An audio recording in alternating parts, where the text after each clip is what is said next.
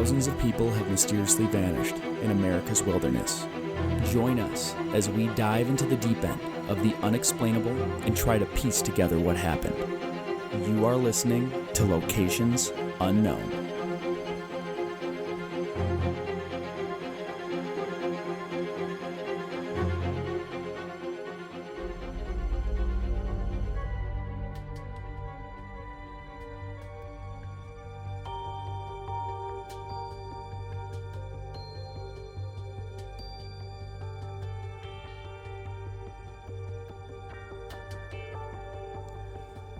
What's up, everybody, and welcome back to another episode of Locations Unknown.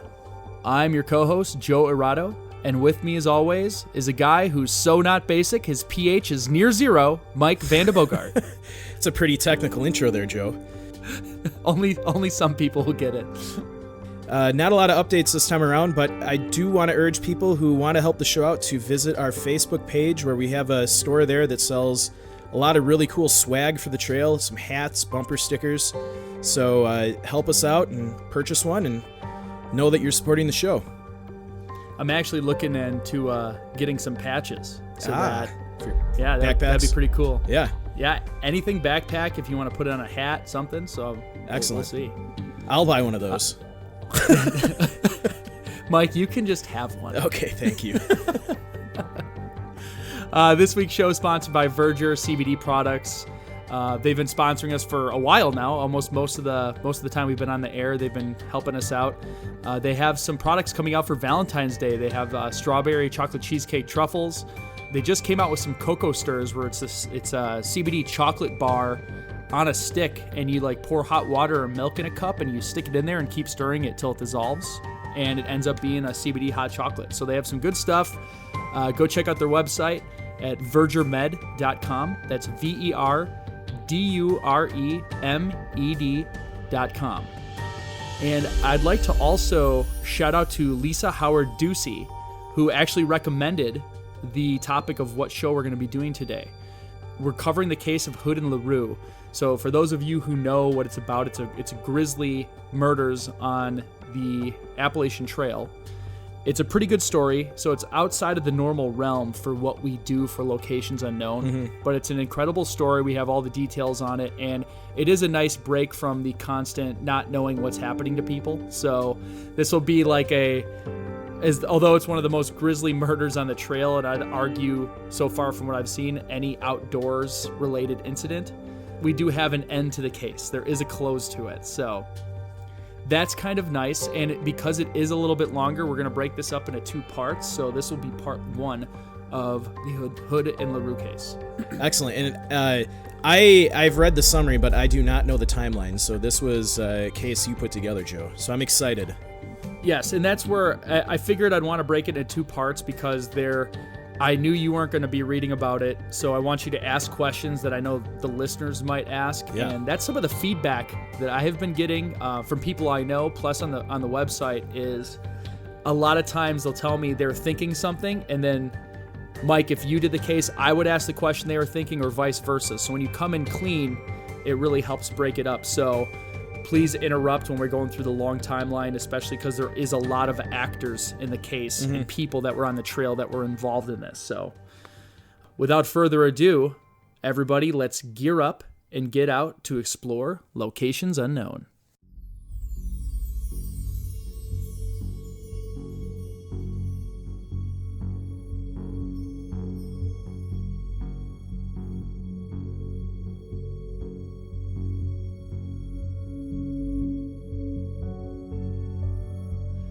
September 13th, 1990. Biff Bowen and Cindi Bowen were at the halfway point of their 2,144-mile hike down the Appalachian Trail. The couple stopped for supplies in Duncannon, Pennsylvania, before their trek up nearby Cove Mountain. The two planned to spend the night in a 3-sided log shelter along the trail. As the couple hiked down an incline behind the shelter, Biff sensed something was wrong. He described the uneasy feeling in such a way that caused him to position his hiking pole as a weapon. As he walked around the cabin's open side, the couple found supplies scattered frantically, and amongst the chaos, 2 bodies. The Bowens walked onto the scene of a grisly double murder. The victims, 2 experienced hikers, Molly LaRue, age 25, of Shaker Heights, Ohio, and her boyfriend, Geoffrey Hood, age 26, of Signal Mountain, Tennessee. Hood had been shot multiple times with a .22 caliber revolver. LaRue had been tied up, tortured, raped, and stabbed 8 times in the neck and upper back. Join us this week as we investigate the case of Hood and LaRue.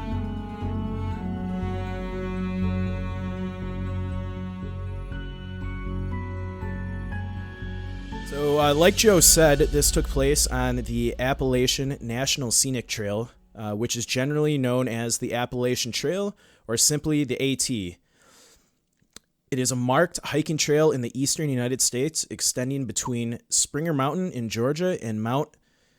Joe, you're going to have to help me with this one. Katahdin? Katahdin in Maine. I apologize to listeners. Katahdin, I don't know. If you already know, we're pretty bad with names, so feel free to blast us on Facebook. Yeah, a lot of people like to comment about how we don't know the names of stuff, and just like the last episode, or the Ditloff Pass episode, I've gotten to the point where it's like, well, I don't really care what you think, because...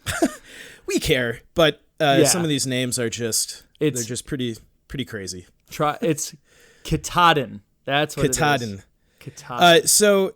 At the Appalachian Trail, Joe, I've always this is on my list of places to hike. Oh, absolutely. There's just so many amazing national parks in the country that I feel like I have to hit those first before the Appalachian Trail, but it's definitely something that's on my list along with the Pacific, the PCT. So do you want to do sections of it, or you want to actually set aside the months and do the full through hike? I would love to do the full through hike. I just don't know how I would make that work with normal life, but you never know. It's on the bucket list, so let's do it when we retire. Okay, I'm in. So the Appalachian Trail, if you don't know, is very long. It's actually 2,200 miles long. The Appalachian Trail Conservancy describes the Appalachian Trail as the longest hiking-only trail in the world. More than 2 million people are said to take a hike on the part of the trail at least once each year. So it sounds like a pretty busy trail. Well, and it sounds like, and I didn't actually know this, Mike, but it looks like what they're saying is it's the only trail that's only walkable, meaning like if the PCT might have sections that you could ride an ATV on or a vehicle, this seems like it's the longest one in the world where it's literally only walking. Yeah, so it sounds pretty cool. I know there's a lot of different scenery and mountains and plains, and it's a cool trail. So the history of the trail, the idea came about in 1921.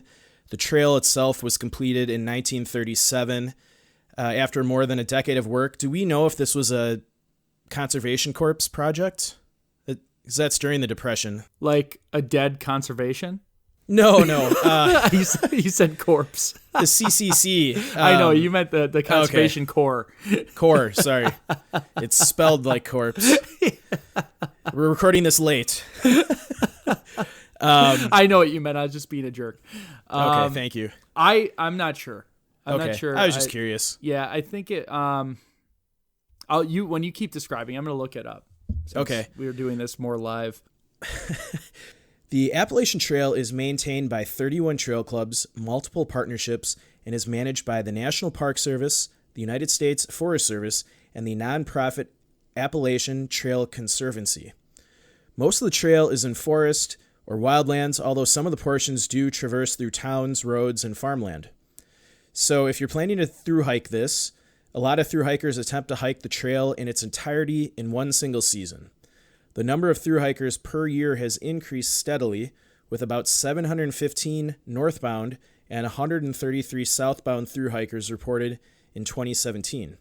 If hiking it one way in a single season doesn't sound intense enough, some people do a hike called a yo-yo. Basically, they hike all the way up the trail and then come all the way back down in, it looks like one season. So that is very intense. Just glutton for punishment. Right. I don't think I'm going to have the yo-yo on my bucket list. No. Maybe just one-way hike. That's completely unnecessary. The Appalachian Trail, the Continental Divide Trail, and the Pacific Crest Trail form what is known as the Triple Crown of hiking in the United States. And I definitely say I've never been on the Pacific Crest Trail either, and I've hiked over the Continental Divide, but Yeah, I've just done segments of the Continental Divide. Yeah. We did actually in when we were in Montana. Yep. Coming down from 50 Mountain out is a chunk of that. The case we're actually talking about, the murder of Hood and LaRue, happened on a 7-mile stretch of the AT near Cove Mountain. Cove Mountain is a wildland in the George Washington and Jefferson National Forest and is located in the Appalachian Mountains of southwestern Virginia, about 4 miles east of Buchanan, Virginia. The forest's vast and mountainous terrain harbors a great variety of plant life, over 50 species of trees, and over 2,000 species of shrubs and herbs. So it's very foresty. I imagine it's lush. It's lush. I imagine it probably the northern sections of the AT would remind us a lot of forests in Wisconsin. Yeah, just because it's what can withstand the cold and wind and the bitterness, and then as you go south, you start getting a little bit more of the moisture and warmth. Yeah. So as far as wildlife, I think your biggest predators in the area are going to be black bears. I'm assuming those get more common the farther north you go. Other types of animal in the AT are white-tailed deer, bobcats, bald eagles, and your other typical forest animals. So all in all, it sounds like an amazing adventure to actually hike the entire thing. I would love to get the Triple Crown, Mike. Yeah, I bet you meet a lot of really interesting people, I'll say. And that's what's really cool about this is because, and we'll obviously get into it along the timeline, but when there's so few people that do a through hike, and you have little charts along the way, and it's what the Forest Service uses to track who's through hiking. Yeah. You'll learn that these people are constantly catching up to one another, passing each other, falling back. So they develop relationships along the trail. And a lot of what information I got was an article that was authored by one of the people on the trail with Jeff and Molly when this happened. So it's going to be a lot of firsthand witness experience. And then what we'll do is we'll link the actual article to it. And you'll see I pulled a lot of it verbatim out of there just because it's very factual based. And I grabbed information from other people's accounts and things like that. But it's a fantastic story. Fantastic, obviously being grim. But it's just really, I think what I really was intriguing about it was how much information and insight we got into such a grisly murder. Whereas you would think in such a remote place, somebody might find these bodies and you just know nothing about what could have happened, but you do have this timeline leading up to the event of these people interacting with the victims and the murder as well. So it's a good story. It's grisly. It's terrible. It's unfortunate, but it's really intriguing. And I think you said you got quite a few pictures from the case, so we'll get those posted on Facebook, similar to the Dyatlov Pass case. Yes. Yeah, we'll have an album probably a couple hours after the show gets posted, so everyone can go look at, when you're starting to hear us discuss these things and actually see what the lean-to looked like and the different areas looked like and what Molly and Jeff looked like. Geoffrey Hood and Molly LaRue met in Salina, Kansas, where the two worked for a church-sponsored outfit that took at-risk children into the backcountry to teach them how to hike, camp, and basically hopefully set them on a more prosperous path. So right out of the gate, it's like a little bit upsetting. Like, these are really good people. Like they spent their free time and their work time working with at-risk kids in the wilderness. Yeah, that's really cool. I know, a lot of kids that grow up in, the inner cities, they don't get a lot of chances to get out into nature. So that's a really cool thing that they were doing. Absolutely. Yeah. And as a kid, I mean, you and I think I was in Boy Scouts as a kid. I don't know about you. Yeah, I was in conservation clubs, so we got to go up to Boundary Waters and stuff. Yeah, and it was something I look forward to every year as a kid, going to camp and being out in the woods. So, yeah, that's great that they were able to do that for at-risk youth. So, Jeff was described as a friendly, contemplative Tennessean, even-tempered and patient. Molly, a year younger, was described as a sunny, energetic artist. In high school, she won a national contest to design a 1984 U.S. postage stamp. The two shared a love for kids and the outdoors. Jeff rock climbed in Colorado and taught climbing at New Mexico's Philmont Scout Ranch. Molly had tackled 2 outward-bound courses and spent a year providing wilderness therapy to kids in the Arizona desert. So it sounds like they have a lot of experience in the backcountry, rock climbing, and, in different terrains. So New Mexico and Colorado are going to be, kind of 2 different terrains that you can hike in. Yeah, not to make light of like camp counselors, but these 2 were at a whole nother level of ability in backcountry. Yeah. Not just like, hey, I work the summer camp and I'm a counselor and I can kind of do stuff. These were like borderline survivalists type level hikers and backpackers. So they knew their stuff. So the young couple learned that they'd be laid off soon. So they're doing all this stuff. They learned they're going to be laid off, and a 6-month hike seemed like a good way to decide what to do next. So those are the type of people that can do the yo-yo or even just a through hike, just people that have nothing really stable. So Molly's father, Jim LaRue, recounts a phone call he received from his daughter. And this is him quoting, "We got a phone call from her one day. She said, I've always wanted to do the Appalachian Trail, and I have a friend here who wants to do it too. Do you want to know something about the friend?"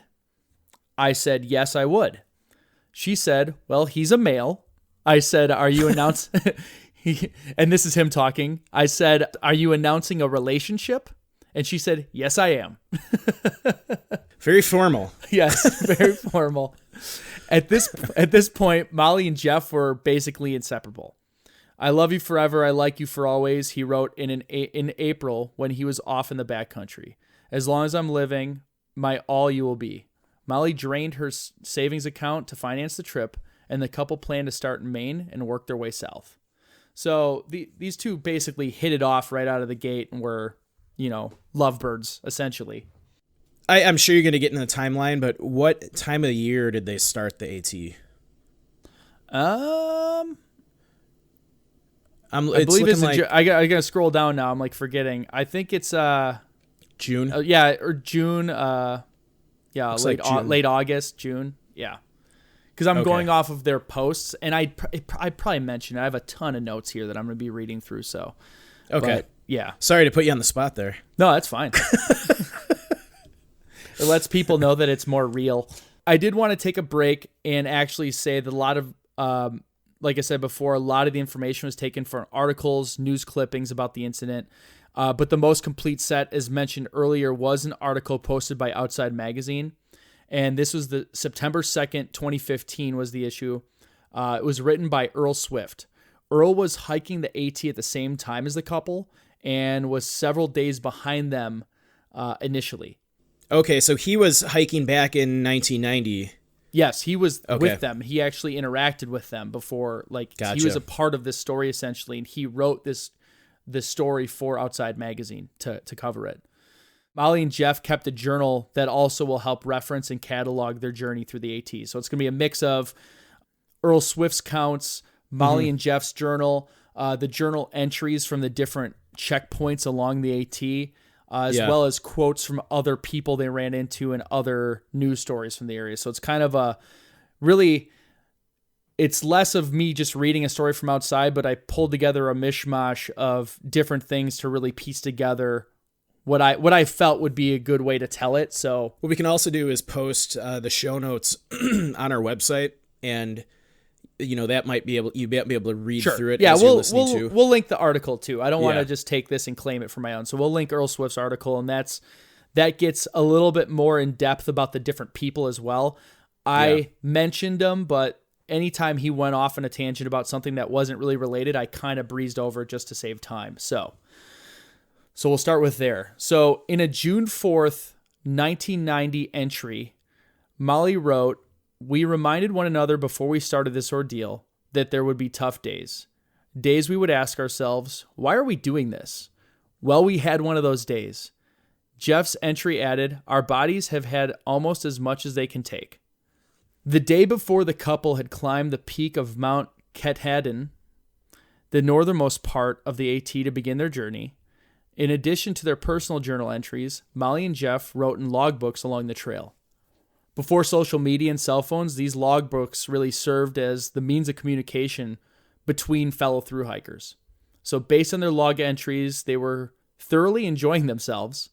Earl recounts the first entry he read from Molly that he found in the main lean-to and signed with her trail name, Nalgene. Now so Molly's trail name was Nalgene.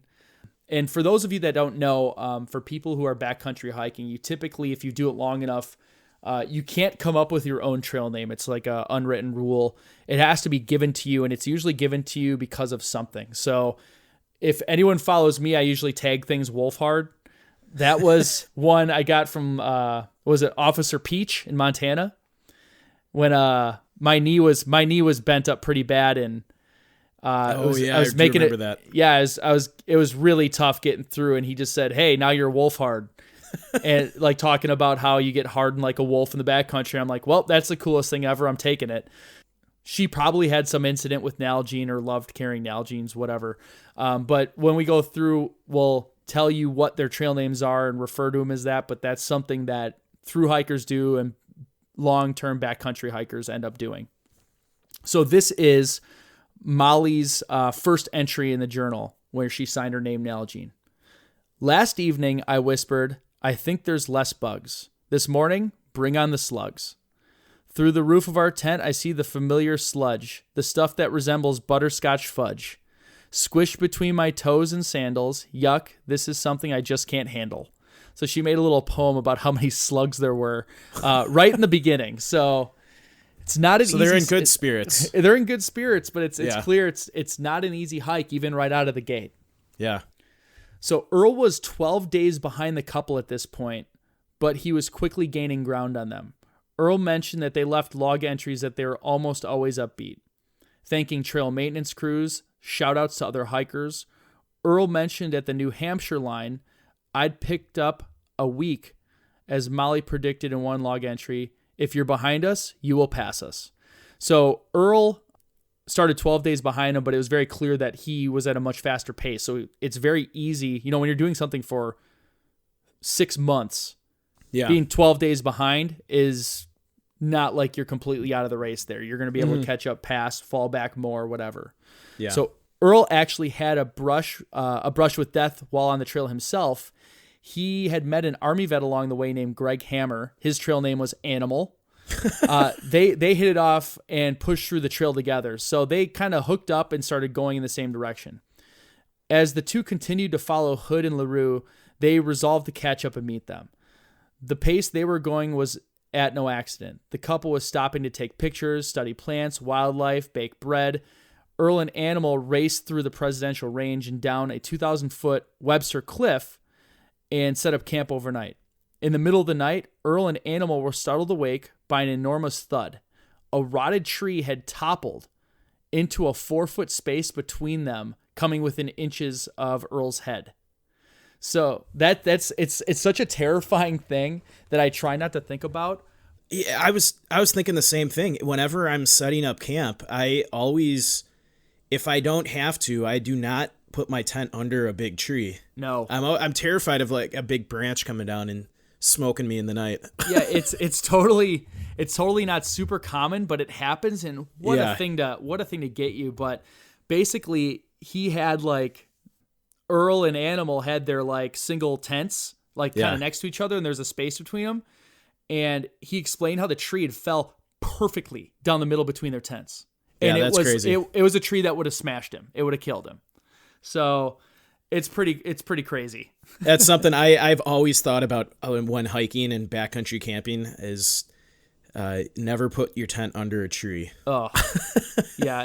Don't even want to think about that. Yeah. So on Friday, July 20th, at the Jeffers Brook Shelter near Glencliff, New Hampshire, Earl and Animal finally caught up to and met Molly and Jeff.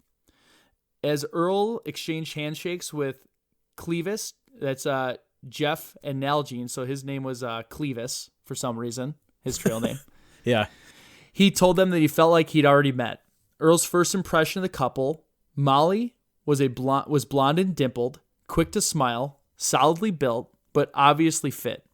Spirited, funny, blue-haired troll doll dangled from her backpack. Jeff was bearded, beetle-browed, and thin, with a smoky, high-pitched Tennessee drawl. Earl noticed that he carried one of the best packs around at the time, a mammoth green Gregory, and that both of them handled their gear with an expert nonchalance. That is a very interesting way to describe people. I think he's a writer. Yeah. I'm just saying, like, because the article was very well written, so he Yeah. must be a writer. Because I usually take a journal on the trail, and A, I can't spell, and Yeah. B, I just describe things like exactly as they are. So Like it's super literal? boring. Yeah, it's super boring. You didn't meet a smoky, high-pitched Tennessee drawl Yeah, I'd been like, I met these really nice people today. from Tennessee. I forgot their names. Like, No, that's just interesting. We've met a lot of interesting characters along the trail, and the only one that I can even really remember was the one we called Splinter. yes. Yep.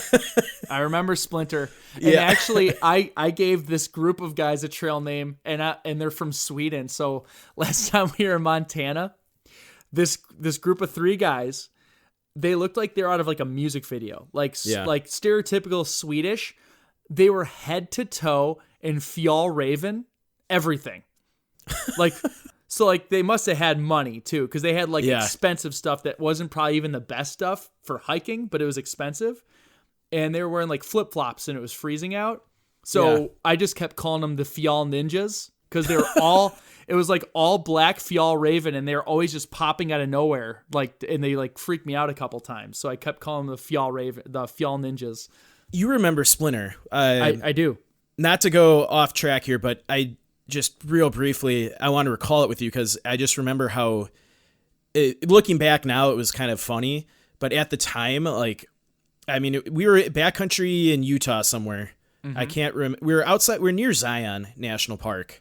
Yeah, I think we were in one of the BLM lands or something. Yeah, we had done the top down of the Narrows, and then we were on a plateau, right? It was after all the storms.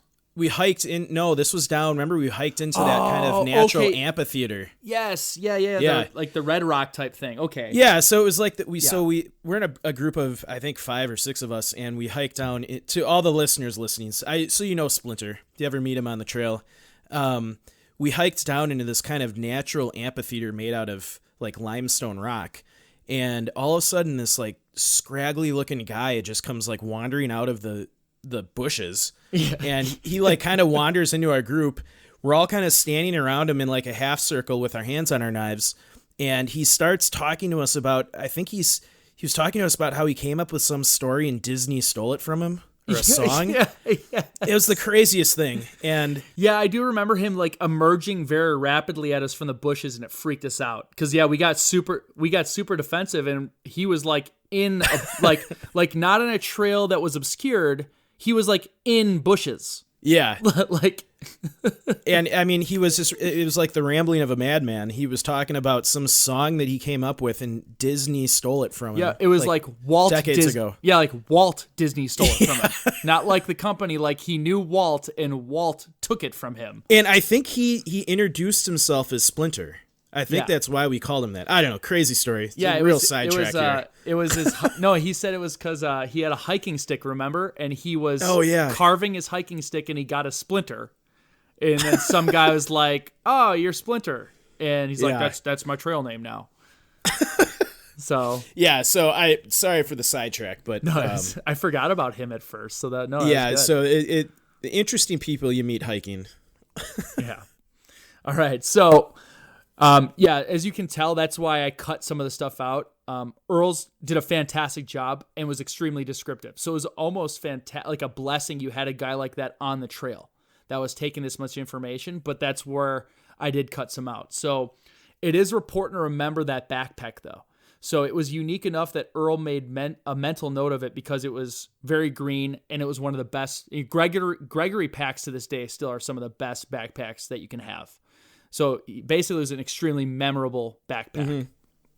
They spent all night along with several other hikers on the trail. Earl talked about some interesting and annoying characters they met along the way. So Earl spent another day with Molly and Jeff before they decided to hike an old section of the AT, while Molly and Jeff and a few others backtracked to finish the rerouted trail. Earl watched as they hitched a ride from a pickup and, waving from its bed, motored off for the trail crossing. That was the last Earl would ever see them, actually. Okay, so this is around July 20th time frame. So later July of 1990. Yes, it was later July, and I do highly recommend that you go and read the Outside magazine after the story, because Earl goes into great depth about the people he met and how they're all kind of ping-ponging along the trail, trying to catch each other as they hiked and leaving notes for the logbooks for each other.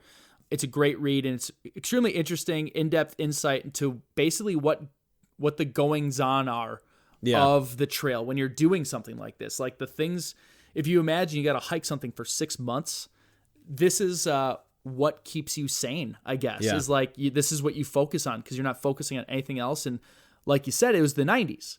We didn't have the internet yet. Like we didn't have cell phones. Like this was the only communication you had, was the people on the trail and these logbooks. Yeah. It's interesting because, whenever I'm backcountry hiking, sometimes you get so exhausted. The last thing I'm thinking about is kind of the details around me.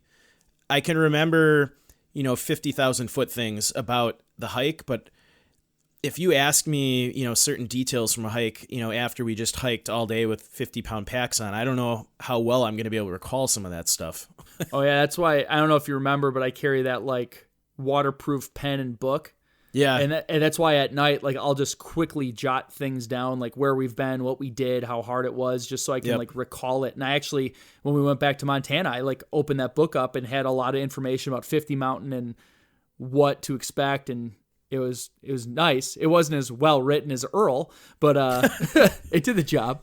Yeah. So unfortunately, we didn't have exact dates and days for some of the things he mentioned, but we're fast forwarding now to September 5th. So like several months after the start of the trip, essentially. So we're September 5th, 1990. A 38-year-old farmhand from South Carolina buys a one-way ticket north at the nearby Greyhound Depot. He was a short, stocky man, considered smart and hardworking by his bosses. He was described as rootless, quite to the point of secrecy, and prone to lengthy, unexplained absences. The shack he left behind was piled with garbage and empty beer cans. So that's described, a little foreshadowing, if I'm going to ruin some things. So a day later on, so this is September 6th, this man stepped off a bus in Winchester, Virginia, and hitched rides west to Romney, West Virginia, north into Maryland, northeast to Gettysburg, Pennsylvania, until 6 days after leaving the farm, he walked into a library in East Berlin, Pennsylvania. Halfway between Gettysburg and York, looking for hiking maps, a librarian suggested that he try the York branch, wrote the directions, and asked that he sign the guest book. He wrote his name down as Casey Horn. Now, this guy's name was really Paul David Cruz. Okay. And he was a suspect in a murder. 4 years earlier, on July 3rd, 1986, a woman had offered him a ride home from a bar in Bartow, Florida. She was later found naked and nearly decapitated on an abandoned railroad bed. According to law enforcement records, shortly after this incident, Cruz had turned up at his older brother's place in Polkville, North Carolina, driving the woman's bloodied Oldsmobile. Nothing suspicious there. I know. With the law closing in, his brother gave him a lift into the country, and he took off running.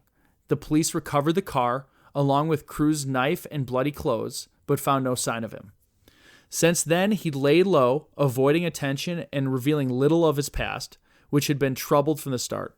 Abandoned in childhood, he was adopted at age 8 by a couple in Burlington, North Carolina, but he ran away frequently. He joined the Marines in 1972, married in January 1973, became a father the following month, attempted suicide, and went AWOL.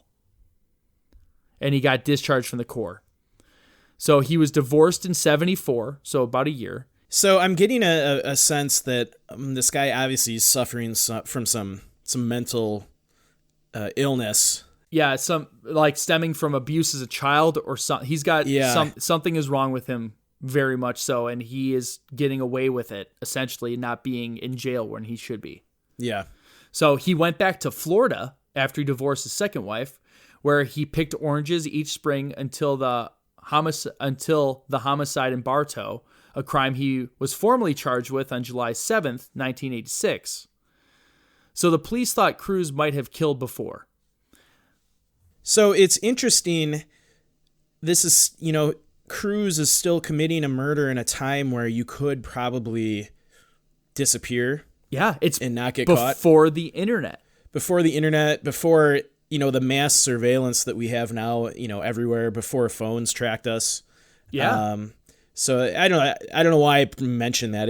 It's an interesting, for most people alive now that are, younger than 20 or 21, they were born and grew up with the internet.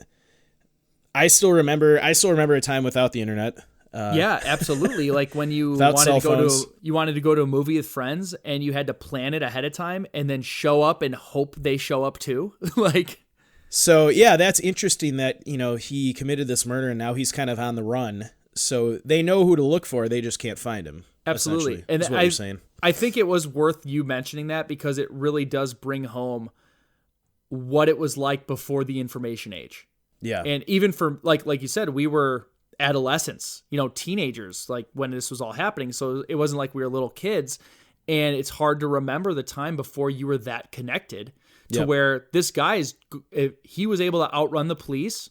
Yeah. That's it. Unless like there's a news story that somebody in another town just happens to see and then happens to notice them. And then they call the police department, who then calls the other police department. And then they like kind of weakly put together. This guy's running all over the place and they can't catch him. Mm-hmm. And that would not be the case nowadays. Yeah, I think it would be very hard to commit a murder in this day and age. And you could go on the run, but I think you're going to get caught a lot quicker. Well, yeah, pinging the cell phones, credit card transactions, things like that. Whereas exactly. Back then you didn't have to survive on that type of stuff. Yeah. So late in the afternoon, now that kind of just gave a little background about who we're dealing with. A nut job who's at least murdered at least two people that they know about. Yeah. Threatened the life of his second wife with a bayonet. So he's off his rocker for sure. So late in the afternoon on September 11th, 1990, Cruz found his way to the Appalachian Trail. At the time, the AT followed 16 miles of paved road through Pennsylvania's Cumberland Valley. It is described by Earl as a shadeless hike and very hard on the feet. The trail's caretaker had worked for years to reroute this footpath into the forest that they had acquired piecemeal. On this afternoon, the ATC's Karen Lutz, and this is the caretaker for this segment, was surveying such a property when she noticed a bearded man plodding up the road behind her. So basically, what they're saying is Earl described this as like an open desert-like hike that was crap on the feet, and the caretakers for this section of the trail, they're piecemeal acquiring land in the woods to reroute it to go through a more comfortable hiking area. Okay. So this lady, Karen Lutz, was out surveying one of the properties when she noticed Cruz coming up behind her. She was close to the Pennsylvania Turnpike and figured he was just a hitchhiker between rides, just a drifter. So she didn't really think anything out of it. Yeah. Based on his clothes and what he carried, she did not take him for a hiker. So Cruz was wearing a flannel shirt, jeans, combat boots, had a small rucksack on his back, and carried two bright red gym bags, each with a Marlboro logo on them. So the cigarettes. Yeah, the Camel guy. Yes. So he kept his head down as he trudged past, headed north towards US 11. 2 hours later, Karen Lutz drove north in the trail. She drove pretty far north of US 11, so she passed the road where he assumed he was hitchhiking on, where she happened to encounter Cruz again. She realized at that moment that he was in fact hiking. He wasn't far from the spot where the AT veered from the road and into the trees, essentially. At the time, she noted that if he hustled, he would have made the Darlington shelter, which was a little more than 3 miles away. So this is something she just kind of recalled to herself. She wasn't talking to him, but she just knows the area. She said, hey, if he's moving quick, he'll be able to get to this shelter.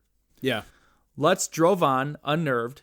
She stated that something about the man, his filthiness, his clothes, his joyless progress, filled her with dread. Wow. So, and you know what? This kind of goes into some of the more, not supernatural stuff, but there's a lot to be said about like people's auras. And I don't want to get too hippie on you, but there really is like around truly evil people, you always hear accounts of other people in like interacting with them and feeling like, they always say like it felt like the joy was taken out of the room. It felt like they can actually like the negative energy from people who are this evil literally affects people that they encounter. So yeah, that's an interesting idea. I can't say personally that I've ever met someone like that where I've sensed that feeling of dread, but it's definitely something I've read and researched about before in different cases and different stories I've read about, people that experience strange things in the wilderness. And so, yeah, it's interesting. I don't know. There's probably no legitimate study of it, but it's kind of one of those things that everyone knows what you're talking about.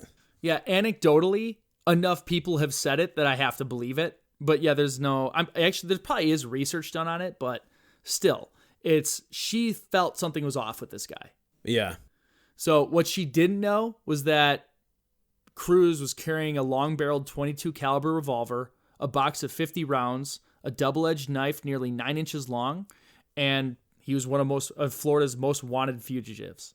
So she just passed this guy who's murdered 2 people before, carrying a gun, bullets, a giant knife. It's probably good that she didn't stop and talk to him. Yeah, legitimately, because she was out in this long stretch of wilderness. Like, it could have been her last He's already day. Killed. I mean, why wouldn't he do it again if Exactly. he feels threatened by somebody? Well, you're not even threatened. I think he's just a nut job. So It doesn't matter. I think you just rub him the wrong way and he'll just do that. Yep. So going into nightfall on September 11th, Carrots Lutz sees Cruz heading towards the Darlington shelter. We are now going to rewind to earlier on the 11th and go back to Molly and Jeff. So this is what I'm trying to do is piece together is if we had a video of this, it's kind of like where you see one person's timeline and then they go back to the beginning and show another person's timeline, and we're slowly building the story together to where all of these people start to intersect. So we're going to rewind earlier on the 11th and go back to Molly and Jeff. They had broken camp at a tiny, squalid Peters Mountain shelter. So that's what they describe it as, a squalid shelter north of Susquehanna River. At this point, they're almost halfway through their hike. So they've almost gotten to the halfway point. So they're about 3 months in and really hitting their stride. So they're really starting to hit kind of their pace. They're really starting to feel it. They've even paused to do some counseling. So they wrote in a quote, "We reached the Allentown shelter for breakfast." And this is something Jeff wrote on September 6th. "There we met Paul, whom we talked with quite a while.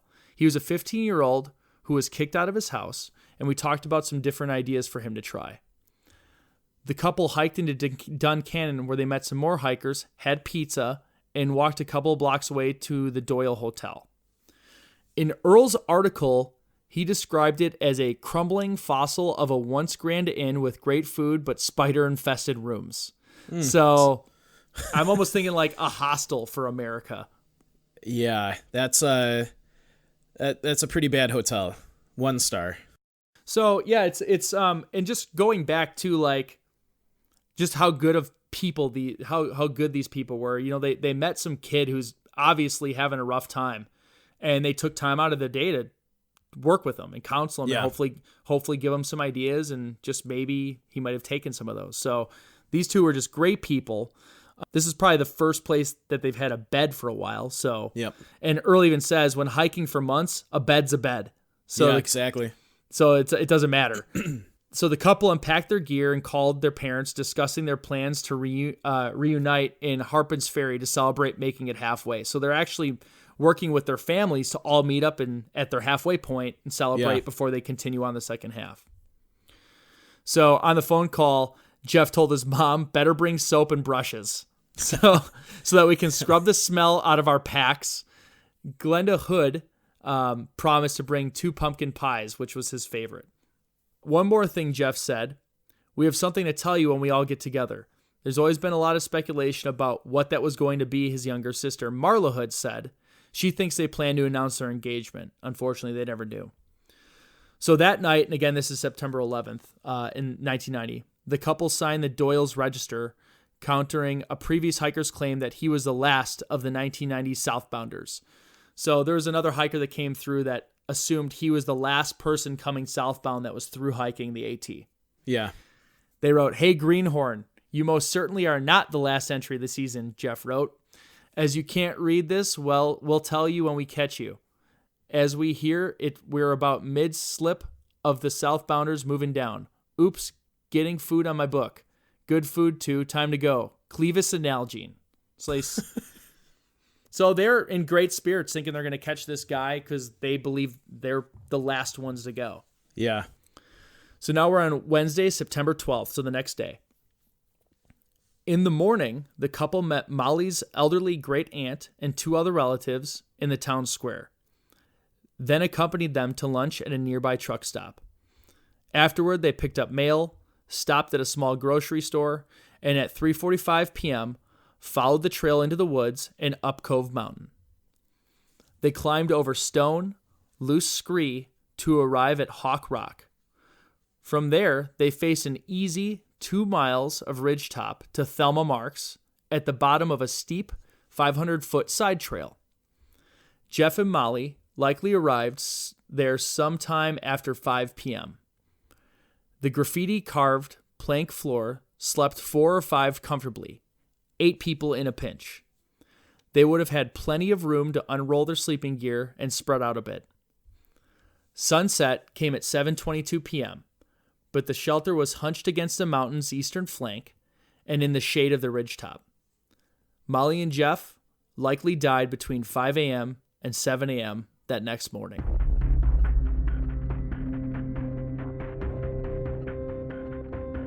Thank you for listening. This is the end of part 1 of Hood and LaRue. We're going to be coming back in the next few days with part 2 to follow up to this grisly story in the AT and more to the story on what happened to Molly and Jeff. Go like us on Facebook. Check out our Twitter, Instagram feeds. We have a LinkedIn page still. I always mention that because I think it's hilarious. And if you want to go ahead and find out what happened, go right ahead. Otherwise, if you can wait a few days, we will tell the rest of the story, and then feel free to go after that. As always, if you're hiking, camping, or in the woods, be sure to leave no trace.